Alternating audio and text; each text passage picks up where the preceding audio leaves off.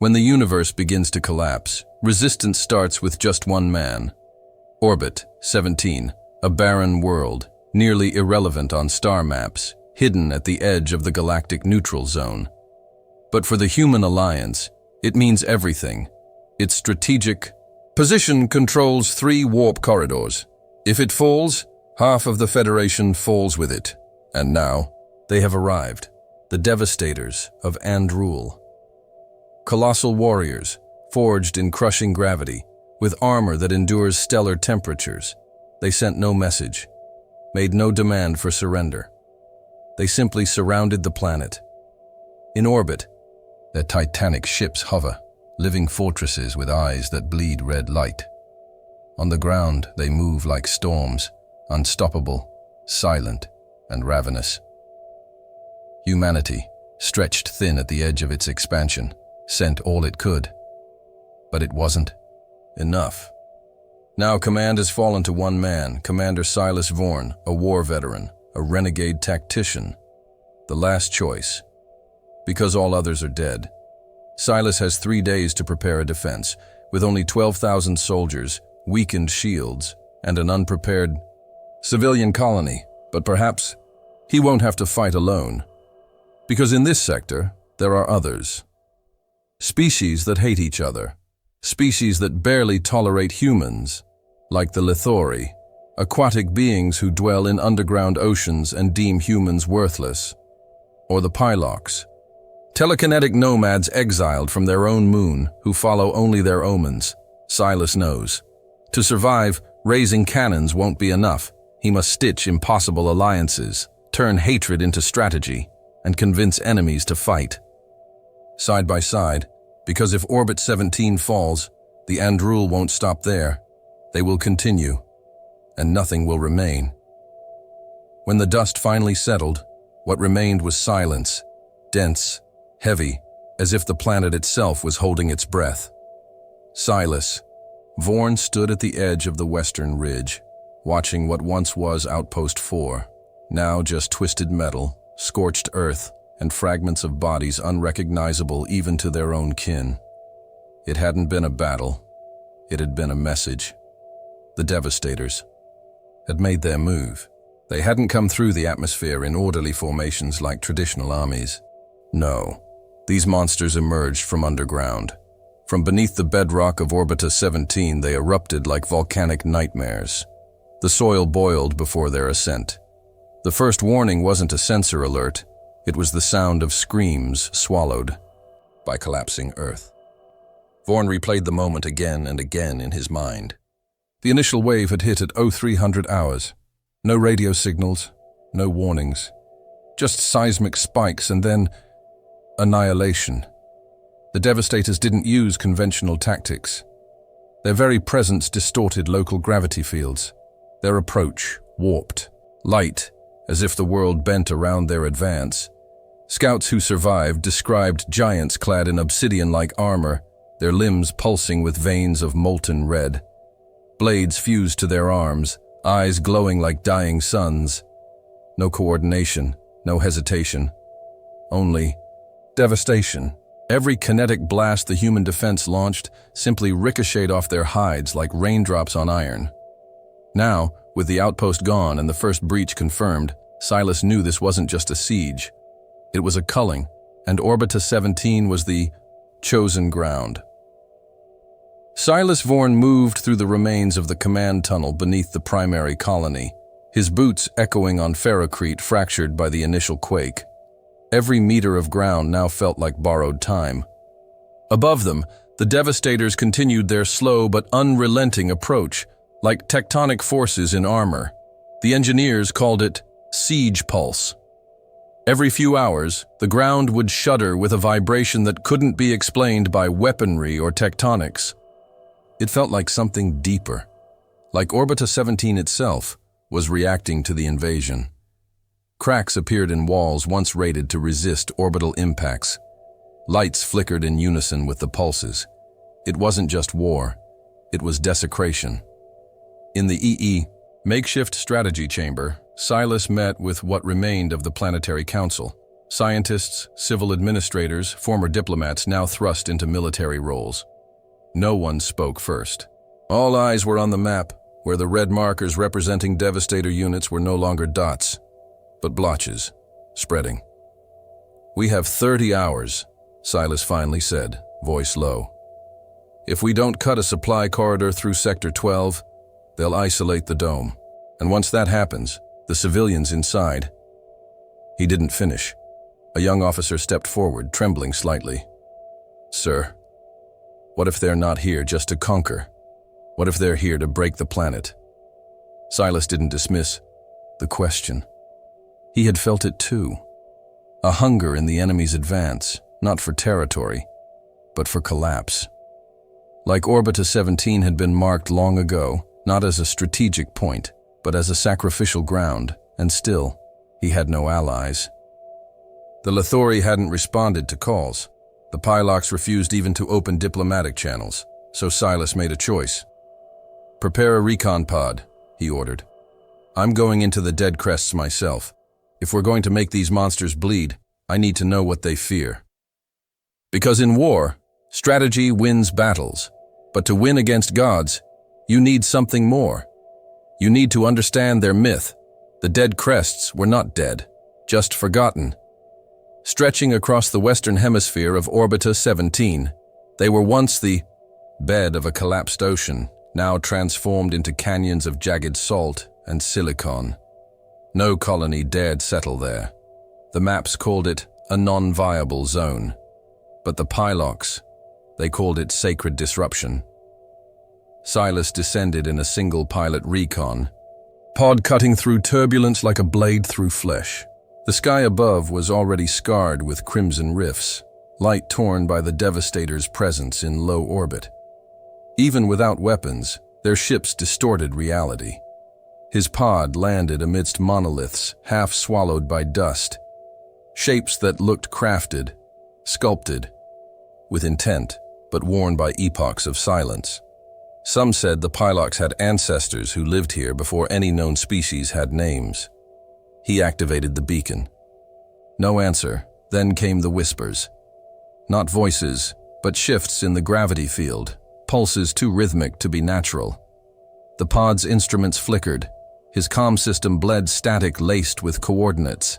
And something else, symbols, not from any known language, but recognized by memory he didn't have. Suddenly, they appeared, Pylox sentinels, figures of thin obsidian frames wrapped in levitating crystal matrices. They didn't walk, they glided, their movement silent, their gaze eternal. "You are Silas Vorn," one of them stated, not asked. "The one who would unite the fractured." Silas stood firm. "I came to speak." "There is no speech here," the sentinel said. "Only resonance, only fate." A tremor echoed beneath them.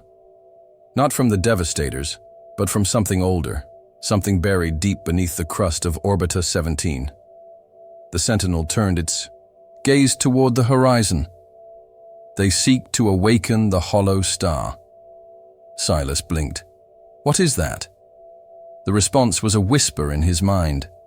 What sleeps beneath this world was never meant to rise again, and just like that, the Pylox vanished. But they had left him with something. A crystal shard, still warm in his hand, pulsing with the same frequency as the siege pulse. The Devastators weren't just invading. They were digging. The first breach occurred at dawn, if one could call it dawn on a planet where the sun lingered like a dying ember behind clouds of iron oxide. Sector Delta 9, an outpost barely more than steel and prayer. It held for 6 minutes. 6 minutes before the sand began to vibrate like liquid, before the seismic sensors flatlined, before the first silhouette emerged, towering, plated, and silent. A devastator. Not just a soldier, but a force of nature. 9 meters tall, a body forged from the crusts of neutron worlds. Its presence warped physics, even light bent at its edges. And it didn't charge. It walked, deliberate, certain, unstoppable. Silas received the report mid-transmission, cut off. by screams and static. He closed his fist, turned to his officers, and spoke only 2 words. "They've begun." Defense grids across the colony activated. Rail cannons rotated. The sky filled with interceptor drones like swarms of metal hornets. But nothing stopped them. More emerged behind the first. Dozens, hundreds, each one different, yet sharing the same terrifying symmetry. Some had no visible eyes. Others bore limbs like living blades. They didn't communicate.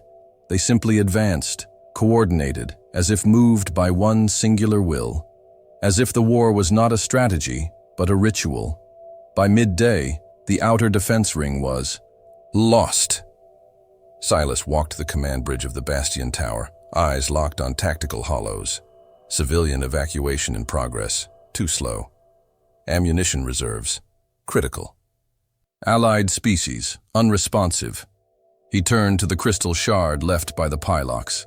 It pulsed faster now, responding to something beneath the surface. "Commander," said his adjutant, "the Devastators aren't just surrounding us. They're digging under us." Silas exhaled. Then we're not just fighting for ORBITA 17's skies. He placed the shard on the central console. A soft hum filled the room. We're fighting to stop whatever they're trying to awaken. Beneath the scorched soil of ORBITA 17, something was awakening. While the Devastators ravaged the outer colonies and tore through defensive sectors like paper before flame, subterranean scanners began detecting irregular pulses. Rhythmic, artificial, ancient. Silas stared at the readings, frequencies outside standard bandwidth, echoing as if the planet itself was speaking through tremors. He recognized the pattern. Not from military files, from myths, from pre-expansion archives almost no one read anymore. "A signal buried before our species even took to the stars," he murmured. Pyloc's technology resonated with it. The crystal shard pulsed in sync with the signal, casting spirals of light into the command chamber, symbols unknown to human language, but vaguely familiar to those who still dreamed of the stars speaking back. It wasn't just an invasion. The Devastators weren't conquerors. They were excavators, digging not for territory, but for something. Something entombed beneath the crust of the planet long before humans set foot here. Something older than the Alliance itself. A relic, a weapon, or a mind? The Lithori ambassador, summoned in urgency, recognized one of the symbols. "This is not a planet," she whispered. "It is a prison." Silas felt the weight of her words settle like dust on a coffin. If the Devastators succeeded in reaching the core, it wouldn't just be the fall of ORBITA 17, it would be the unsealing of something that was never meant to be unearthed. And so, a new urgency spread through the resistance. The war was no longer just defense, it was containment. And Silas knew he would have to descend into the planet's depths, where even light feared to go. The entrance lay beneath a ruined outpost, hidden under centuries of tectonic dust. Silas stood at the precipice of the breach, where the scanners had confirmed the signal's origin. The air shimmered with heat and static, like the planet itself warned against entry. He descended with a small team, Pyloc's seers, Lithori engineers, and a pair of elite human scouts. The shaft spiraled down in impossible geometry, carved not by machines, but by design, by intention. Smooth walls hummed with faint bioluminescent veins, pulsing with every heartbeat. "This isn't rock," one of the scouts whispered. "It's organic." The deeper they went, the more the boundaries of matter and thought began to dissolve. Gravity twisted, perception bent. Time stretched into thin threads, weaving visions between seconds. Silas saw flashes.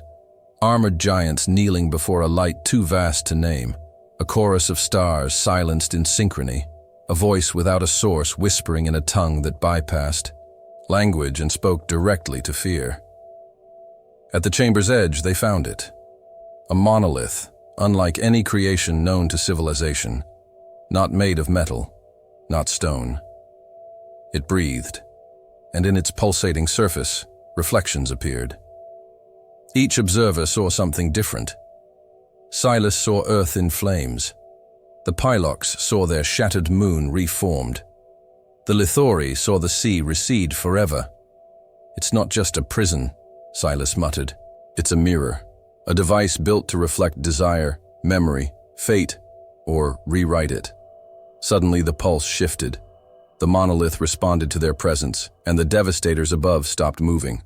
All of them, frozen mid-strike, like statues awaiting divine instruction. Silas understood then. This war was never about conquest. It was about activation. Something buried in the heart of the world had been waiting, not to be awakened, but to be chosen. And now, it had opened its eyes. The stillness was unnatural. Above the surface, amidst burning skies and shattered bunkers, the devastators stood frozen, mid-step, mid-strike, like ancient statues halted by the hand of a Ea, God. Their eyes, once glowing with red fury, now pulsed faintly, as if syncing with something deeper, something older. Inside the hollow core, Silas Vorn paced around the living monolith, feeling its pulse through his bones. It was not just emitting signals, it was listening, reacting. The Pylox seers knelt in silent trance, overwhelmed by visions beyond mortal understanding. The Lithori engineers backed away, murmuring about sentient resonance and pre-stellar consciousness. Silas didn't need science to understand. This wasn't just a weapon. It was a choice, a test. And somehow, by reaching this far, they had triggered the next phase. From orbit, Allied ships reported that the outer rings of the enemy fleet were withdrawing, not fleeing, but repositioning, as if awaiting orders.